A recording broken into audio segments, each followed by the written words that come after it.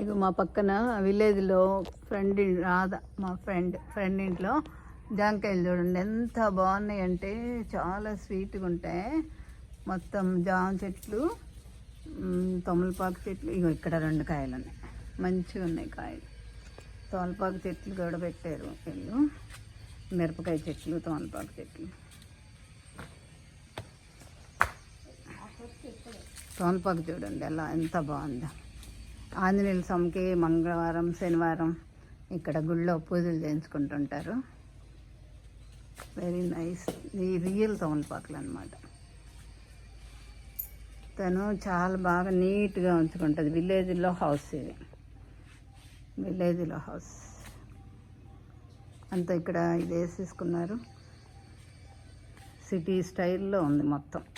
ఇంకా చక్కగా ఈ చెట్టు కింద మంచం వేసుకొని మంచిగా పడుకుంటే హ్యాపీగా ఉంటుంది. నిమ్మ చెట్టు ఉంది, ఇది సపోటా చెట్టు. సపోటా చెట్టు కూడా మాకు కాయలు ఇస్తుంటారు, చాలా బాగుంటాయి. సపోటా కాయలు కూడా చాలా బాగుంటాయి అన్నమాట. అయినా సపోటా కాయలు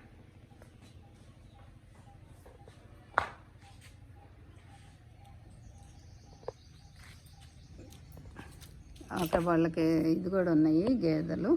ఆ మిల్క్ కూడా చాలా బాగుంటాయి. మేము వచ్చినప్పుడు ఆ మిల్క్ ఇస్తుంటారు, చాలా బాగుంటాయి.